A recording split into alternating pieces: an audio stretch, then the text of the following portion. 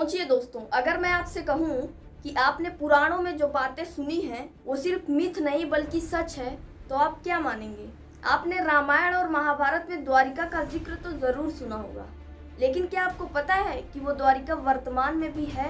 तो आज हम इस वीडियो में जानेंगे कि द्वारिका का जन्म कैसे हुआ, फिर द्वारिका समुद्र में कैसे डूबी, द्वारिका अभी है या नहीं, सब कुछ जानेंगे आज के इस वीडियो में। तो वीडियो पूरा देखना कि द्वारिका सिर्फ मिथ है या फिर सच्चाई। आइए जानते हैं।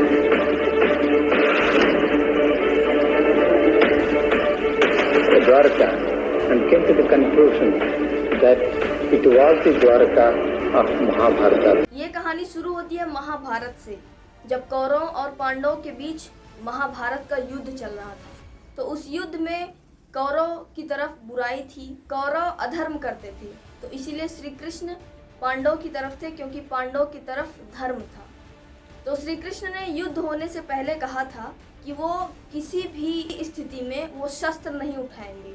वो सिर्फ अर्जुन के सारथी थे और सारथी ही बने रहेंगे, लेकिन वो कभी भी युद्ध के लिए शस्त्र नहीं उठाएंगे। तो होता है कि पूरा महाभारत चलता है, महाभारत में सारे कौरव समाप्त हो जाते हैं, पूरी धरती खून से लदी बदी हो जाती है। उसके बाद गांधारी बहुत ज़्यादा दुखी होती है, क्योंकि उनके 1 लाख पुत्र मर चुके थे। गांधारी दुखी के साथ साथ बहुत ज़्यादा क्रोधित भी होती हैं, क्योंकि उन्हें ऐसा लगता है कि श्री कृष्ण ने इस युद्ध में बहुत सारी चालबाजी की है। उसके बाद जब युद्ध समाप्त हुआ, सब कुछ खत्म हो चुका, यहाँ तक कि दुर्योधन भी मर चुका था। उसके बाद श्री कृष्ण गांधारी के पास जाते हैं, उनसे आशीर्वाद लेने जाते हैं। तो गांधारी उन्हें गुस्से में फटकारती हैं कि अगर तुम चाहते तो युद्ध रोक सकते थे, क्योंकि युद्ध में कई सारा छल भी हुआ था। जैसा कि आप जानते हैं, युद्ध से पहले कौरव और पांडव के बीच युद्ध क्रीड़ा हुई थी, जिसमें कौरवों में शकुनी ने बेईमानी से पांडवों का सारा राज्य हड़प लिया था। तो उसमें भी छल हुआ था, तो युद्ध में भी छल माना गया। ऐसा गांधारी कहती थी कि जब कर्ण का वध हुआ तो कर्ण का रथ का पहिया जमीन में धंस चुका था, तो वो पहिए को निकाल रहे थे। तो उसी समय श्री कृष्ण ने अर्जुन से कहा कि तुम वार चलाकर उसका वध कर दो। तो ऐसे कर्ण का वध हुआ। वहीं द्रोणाचार्य का वध हुआ, क्योंकि ऐसी अफवाह उड़ाई गई कि अश्वत्थामा मर चुका है, लेकिन असल में अश्वत्थामा हाथी का नाम था, जो हाथी मरा था, द्रोणाचार्य का पुत्र नहीं। तो इसी में द्रोणाचार्य को ऐसा लगा कि मेरा पुत्र मर चुका है, तो उनके अंदर लड़ाई करने की सारी क्षमताएं नष्ट हो गई, वो आसक्त हो गए। तो इसीलिए द्रोणाचार्य का वध हो गया। वहीं गंगा पुत्र भीष्म को बाणों की सैया पर लिटाया गया, क्योंकि श्री कृष्ण के कहने पर ही शिखंडी को खड़ा किया गया युद्ध में। तो इसीलिए गंगा पुत्र भीष्म ने अपना बाण रख दिया और बोले कि मैं नारी से युद्ध नहीं करता। तो इस तरह गंगा पुत्र भीष्म मरे। वहीं दुर्योधन को गांधारी ने कहा था कि तुम नग्न अवस्था में मेरे सामने आओ, उसके बाद मैं अपने आंखों की पट्टी खोलूंगी और तुम्हें देखूंगी। उन्होंने ऐसा इसलिए किया था कि वो कवच से दुर्योधन का शरीर ढक सके, ताकि उसे कोई ना मार सके। लेकिन वहीं श्री कृष्ण ने ही दुर्योधन को कहा कि तुम ऐसे नग्न अवस्था में अपनी माता के पास कैसे जाओगे। तो उनके कहने से ही दुर्योधन ने अपना जंघा ढक लिया था, जिसकी वजह से उसका जंघा अमर नहीं हो पाया और वो मर गया। तो इसीलिए गांधारी सारे पूरे युद्ध का कारण श्री कृष्ण को मानती हैं और उन्हें श्राप देती हैं कि जिस तरह पूरे कौरवों का विनाश हुआ है, उस तरह तुम्हारे भी पूरे यदुवंशियों का विनाश हो जाएगा। तो वही श्राप लेके श्री कृष्ण चले आते हैं। तो ये तो थी श्री कृष्ण के श्राप की कहानी। अब आते हैं मुद्दे पर। जब श्री कृष्ण वृंदावन से मथुरा जाते हैं और कंस का वध करते हैं, तो फिर वो मथुरा में ही रह जाते हैं, वहीं पे अपना नगर बसा लेते हैं और वहीं रहने लग जाते हैं। लेकिन कंस के मृत्यु से कोई था जो बहुत ज़्यादा क्रोधित हो गया था, और वो कोई और नहीं, कंस का ससुर जरासंध था।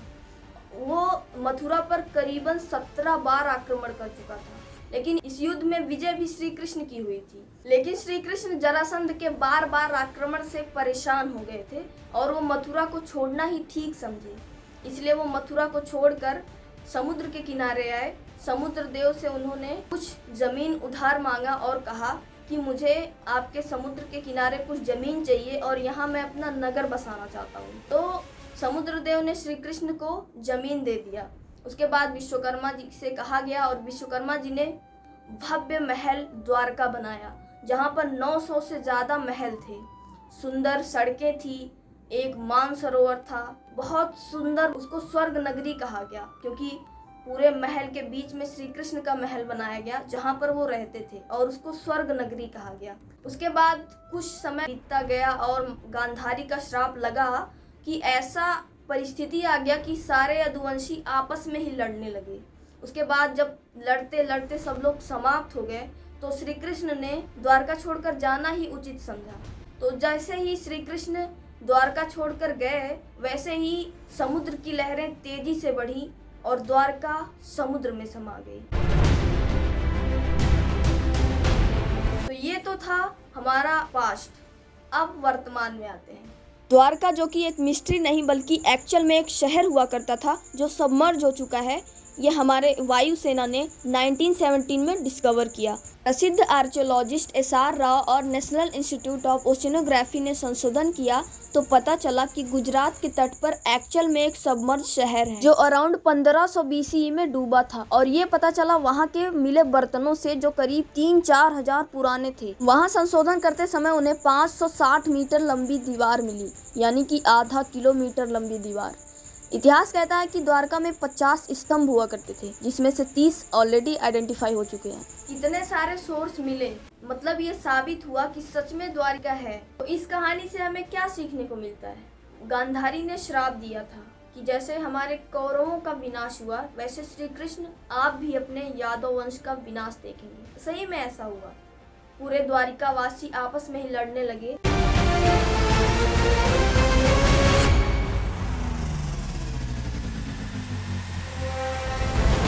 इतना सब कुछ होने के बाद भी कुछ लोग इस कहानी को मिथ मानते हैं। तो क्या हमें आंखों देखे सबूत को भी ठुकरा देना चाहिए? हमने जो आंखों से देखा और सुना भी उसको क्या सच नहीं मानना चाहिए? आपको क्या लगता है? हर कहानी, हर चीज से हमें सीख लेनी चाहिए। तो मुझे लगता है कि द्वारका की कहानी हमें 3 बड़ी बातें सिखाती है। पहला ये कि हमारे पुराण, हमारे ग्रंथों में जो बातें लिखी हुई हैं वो सिर्फ मिथ नहीं है बल्कि वो हमारे इतिहास की सच्चाई है। और दूसरी ये कि हमें पाप कर्म नहीं करना चाहिए, हमें हमेशा सच्चाई के रास्ते पर चलना चाहिए। द्वित क्रीड़ा में कौरवों ने छल से पांडवों का सारा राज्य हड़प लिया था, लेकिन उसका परिणाम क्या हुआ? कौरव पूरा समाप्त हो गए। अगर हम कर्म बुरे करते हैं तो उसका परिणाम भी बुरा ही होता है। अगर कौरवों ने पांडवों को छल से उनका राज्य नहीं छीना होता तो आज कौरव भी राज कर रहे होते हस्तिनापुर में। कि सच्चाई का रास्ता कठिन जरूर होता है लेकिन सच का रास्ता सच होता है। श्री कृष्ण सच के तरफ थे, वो धर्म के तरफ थे, लेकिन उन्होंने पूरी निष्ठा से धर्म का पालन नहीं किया। अगर यूं माने तो जब कौरव और पांडवों का द्वित क्रीड़ा हो रहा था तो उसमें पांडवों के साथ छल किया गया। छल कौरवों ने किया और पांडवों के साथ हुआ, तो इसमें युद्ध में छल पांडवों को करना चाहिए था। श्री कृष्ण की गलती उसमें सिर्फ ये थी कि उन्होंने अर्जुन को सिखाया, सब कुछ उन्होंने ही बताया, उन्हीं के इशारे पर ही अर्जुन युद्ध लड़ रहे थे। श्री कृष्ण की छोटी सी गलती उनके वंश का विनाश कर दिया। तो इससे हमें यही सीखने को मिलता है, अगर हम सच के रास्ते पर चलते हैं तो उस पर पूरी निष्ठा से चलना चाहिए, क्योंकि एक छोटी सी गलती हमें बहुत बड़ी सबक दे जाती है। और तीसरी बड़ी बात हमें ये सिखाती है कि हमें अपने माता पिता का कहना पूरी निष्ठा से मानना चाहिए, क्योंकि अगर दुर्योधन माता गांधारी का कहना मान लिया होता और वो नग्न अवस्था में ही उनके सामने गया होता तो उसका पूरा शरीर अमर हो जाता और भीम उसका वध नहीं कर पाते। दुर्योधन ने भले ही वो श्री कृष्ण के कहने पर ही अपना जांग ढका था, लेकिन श्री कृष्ण का बात सुनने से पहले उसे अपने माता की बात याद होनी चाहिए थी कि मेरी माता ने मुझे इसी अवस्था में बुलाया है तो मुझे इसी अवस्था में जाना चाहिए। लेकिन दुर्योधन ने भी गलती किया तो इसीलिए ये परिणाम हुआ। तो द्वारका की कहानी हमें यही 3 बड़ी बातें सिखाती है। और आपको क्या सिखाती है आप लोग कमेंट करके बताना। बाकी वीडियो अच्छा लगा हो तो लाइक करना। ऐसी ही मिस्ट्री डॉक्यूमेंट्री के लिए चैनल को सब्सक्राइब करो और वीडियो को शेयर करना, ताकि हमारे द्वारका की कहानी जो वर्तमान में भी है वो सबको पता चल सके। और अगर आपको लगता है कि द्वारिका सच में है तो कमेंट में हरे कृष्णा जरूर लिखना। चलो मिलते हैं नेक्स्ट वीडियो के। Thanks for watching, love you all, जय श्री कृष्ण।